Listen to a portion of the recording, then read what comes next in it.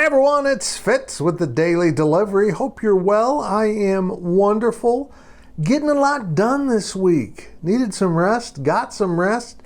I hope you can check out the PowerCat pregame podcast. It is up as you're watching this. I had a lot of fun doing this week's as we break down Kansas State and UCF, but that's not the topic for this DD. But first, a reminder, please subscribe to our YouTube channel, hit the thumbs up, leave comments, do all that good stuff. Much appreciated. Make sure you turn on those notifications. Hey, we're going live in prime time next Monday with the Insiders. I have an appointment in Kansas City with my medical team, so we're going to do it at 7 p.m. instead of the afternoon. Hope you can check it out. Does anyone else have Coach Prime fatigue? Look, I love Deion Sanders. I always have. I loved him as a player, even though he kind of ran his mouth a lot, and I loved how physical he got after it on the football field. And he didn't forget who he was when he went to the podium earlier this week and talked about the injury suffered by Travis Hunter, his star receiver, on what was a flagged personal foul, but the player wasn't ejected, and it was a pretty dirty hit if you ask me. That led to the Colorado State safety getting death threats, having his information doxxed, his phone number, address, family members, all of that went on.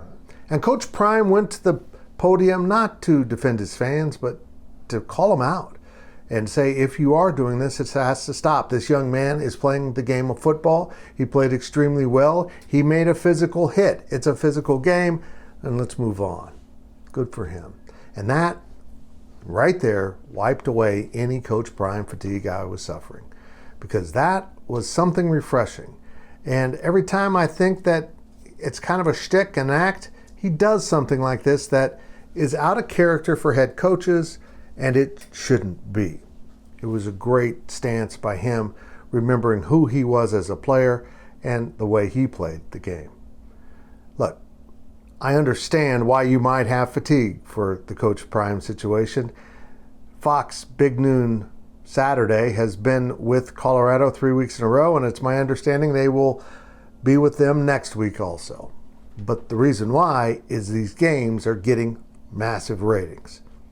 They went over 9 million viewers for a team that has been bad for 20 years playing its in-state rival from a non-Power 5 conference. Colorado State blew the lid off the ratings, proving what I've been saying. If the storylines are good and the football is entertaining, people will watch. You don't need a brand, although Coach Prime is a brand. I just think the Big 12 is going to be fantastic in the future. It may not be great this year, but the move by adding Colorado first from the Pac-12 could prove huge dividends for Brett Yormark and company. Because the Coach Prime show isn't going anywhere. I think he's settling in Colorado to do his thing. Now, he's coming back to earth probably this weekend against Oregon, but the show must go on.